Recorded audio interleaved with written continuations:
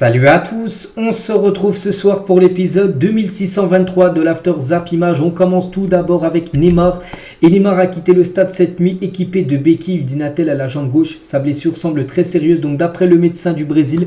Donc on en saura beaucoup plus là. Certainement demain les gars, vraiment ce qu'il a Neymar. Et on redoute du côté du Brésil une rupture des ligaments croisés. Vous savez que c'est une blessure que souvent les joueurs ont. Par exemple, il y a Martin Terrier, il l'a eu les gars, il l'avait eu il y a à peu près 8 mois. Il est revenu seulement à la compétition là, donc c'est quasiment 8-9 mois d'indisponibilité.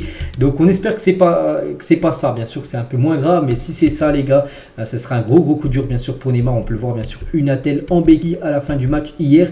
Et voilà, ça a l'air très grave. On lui souhaite bien sûr un très bon rétablissement. Lui qui avait déjà été blessé, là il est revenu à la compétition il y a à peu près un mois parce qu'il avait déjà eu une blessure avant. Et on sait que depuis quelques saisons, il en a pas mal des blessures. Donc très bon rétablissement bien sûr au joueur brésilien Neymar. On va parler de l'Argentine. Donc l'Argentine qui s'est imposée au Pérou la nuit dernière 2-0 et en 2023. Donc l'Argentine n'a toujours pas concédé le moindre but. Donc le dernier but encaissé, c'était celui d'Mbappé, le triplé de Kylian Mbappé lors de la finale de la Coupe du Monde. Depuis ils ont joué contre le Pérou, Paraguay, Bolivie, Équateur, Indonésie, Australie, Curaçao et le Panama. Et on peut voir à chaque fois, c'est que des victoires et surtout que des clean sheets. Donc forteresse actuellement à cette équipe. L'Argentine, il reste encore 2 matchs pourra disputer la prochaine trêve, et s'ils prennent encore pas de but, en gros ils pourraient faire une année entière sans prendre le moindre but. Cette sélection argentine, c'est bien évidemment un record du côté de l'Argentine par rapport au nombre de matchs joués sans prendre de but. Il y a 18 ans, jour pour jour, Thierry Henry devenait le meilleur buteur de l'histoire d'Arsenal, dépassant ainsi le record de Ian Whitehan, l'ancien recordman de ce record. Donc Thierry Henry finira sa carrière chez les Gunners avec 226 buts à son compteur, légende totale. N'oubliez pas qu'il a une statue devant le stade de Arsenal, Thierry Henry. Donc c'était il y a 18 ans, jour pour jour, qu'il devenait le meilleur buteur de cette équipe. Sandro Tonali a avoué avoir parié sur des matchs de l'AC Milan, parce que pour ceux qui suivent un petit peu les infos, vous savez que lui actuellement il est dans de mauvais draps parce qu'il aurait fait des paris sportifs, et quand tu es footballeur, c'est interdit. Et il a avoué tout simplement avoir fait des paris sportifs. Donc l'international italienne a cependant misé que sur des victoires de son ancienne équipe ou des matchs où il était absent. Il risque une suspension d'1 an. Voilà, Sandro Tonali. Donc son ancienne équipe, c'est bien sûr l'AC Milan, parce que maintenant il joue du côté Newcastle. Donc quand il misait en gros sur l'AC Milan, c'est soit il était pas dans l'équipe, où il était absent, en gros il était blessé. Donc voilà, concernant Tonali.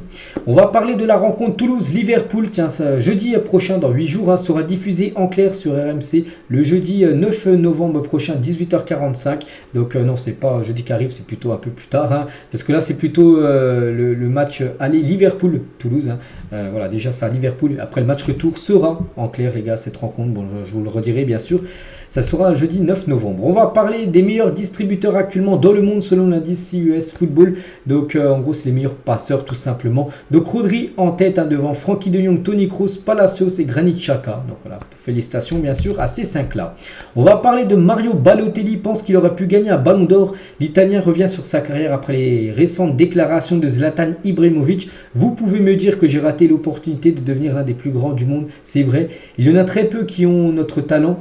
Donc en parlant de Zlatan, pensait que j'aurais dû en faire beaucoup plus. Il a raison, j'aurais pu gagner un ballon d'or. Donc voilà déjà ce qu'il a pu dire. Bon, il n'a jamais remporté de ballon d'or, mais c'est vrai que s'il serait un peu plus concentré au football, il aurait pu, lui aussi le dire, être le meilleur joueur au monde. Et toujours avec Balotelli, n'est pas très fan de la façon d'agir et du personnage de Zlatan Ibrahimovic qu'il a critiqué il y a quelques jours. Il a dit c'était étrange qu'il m'ait attaqué comme ça sans raison. Je suis tout à fait d'accord avec Rafael Leao qui a des coups de génie, mais je ne comprends pas très bien à quoi il faisait référence quand il parlait des tribunes. Cela m'a dérangé quand il l'a dit.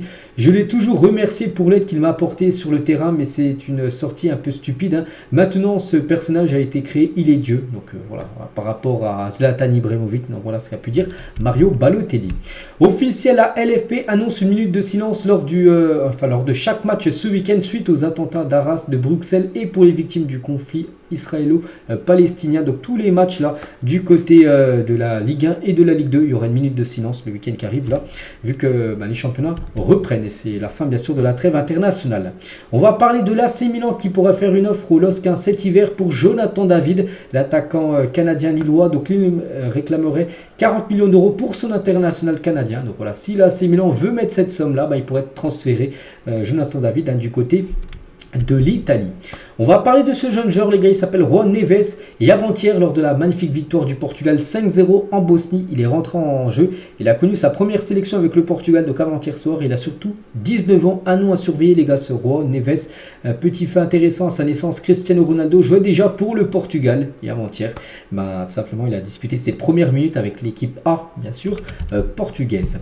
Des nouvelles de Marcelino qui a indiqué à Radio Copé avoir refusé 2 offres depuis son départ précipité de l'Olympique de Marseille, où il a dû tout simplement démissionner. Donc l'une du FC Séville qui lui avait proposé quelque chose, il a dit non. Et l'autre en provenance d'Arabie Saoudite, pareil, il a refusé également. Donc pour l'instant, on ne sait pas, il va prendre quelle équipe. Est-ce qu'il va prendre une année sabbatique? Est-ce qu'il va reprendre une équipe là dans quelques semaines? On ne sait pas. Donc voilà, concernant l'ancien coach Marseille qui est resté seulement 2 mois sur le banc de l'OM.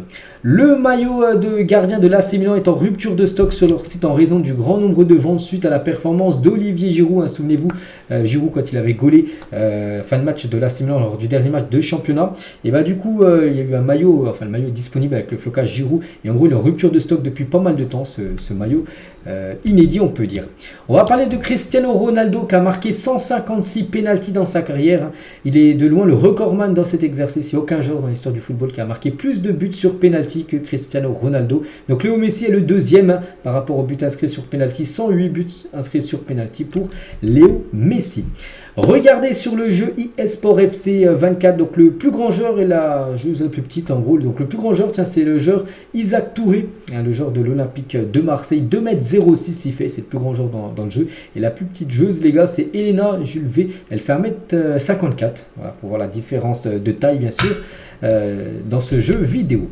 On va parler de Jérôme Boateng qui a participé à l'entraînement du Bayern Munich aujourd'hui, mercredi. Donc les débords judiciaires du champion du monde 2014. Il a été condamné pour violence conjugale, l'avait empêché de signer au Bayern il y a quelques jours, avait annoncé Sport Bild. C'est vrai qu'il avait déjà été testé par le Bayern, du coup le Bayern ne l'avait pas pris et du coup bon il s'entraîne toujours au Bayern, bon le Bayern ne va pas lui donner un contrat, mais voilà, vu qu'il faut qu'il garde encore un peu le rythme, il a demandé au Bayern s'il pouvait encore s'entraîner, c'est pour ça qu'il s'entraîne au Bayern, mais il n'est pas sous contrat du côté du Bayern Munich actuellement, il est toujours libre, le défenseur allemand. Et toujours tiens du côté du Bayern Munich, Liverpool est intéressé par Jamal Musiala, pépite bien sûr, Musiala les gars, très grand footballeur, très jeune et très grand footballeur. À ce jour, aucun contact n'a été établi entre les agents de la pépite allemande et le Bayern Munich pour une prolongation de contrat. Donc voilà, Liverpool. Je sais aussi qu'il y a des clubs espagnols comme le Real ou même le Barça qui s'intéressent aux joueurs. On continue les gars, on va parler de Marcin Bulka et le Niçois. Marcin Bulka a été élu joueur du mois de septembre. N'oubliez pas, lors du mois de septembre, 2 pénaltys arrêtés, je me souviens, c'était contre Monaco, il avait fait un énorme match et 2 clean sheets. Donc voilà, le gardien niçois est le meilleur joueur du dernier mois du championnat français. Gomis et Hiroki Sakai se sont croisés hier, donc ils avaient signé la même année à l'OM en 2016, accompagnés de Kawi Matchach. Donc on peut voir les autres joueurs, ou même Bedimo, une autre époque bien sûr, par rapport à ces 2 anciens joueurs de l'Olympique de Marseille. Et on finit les gars avec le fils adoptif de Christophe Galtier, est en garde à vue depuis plusieurs heures. Ce dernier est soupçonné d'exercice illégal de la profession d'agent sportif. Je ne sais pas trop ce qu'il a fait, bref, actuellement il est en garde à vue. Voilà le fils adoptif de Christophe Galtier, le nouveau coach d'une équipe du côté du Qatar. Et on finit avec ça, j'espère que ça vous a plu cet épisode. On se retrouve demain bien sûr pour le prochain After Zap Image. À demain.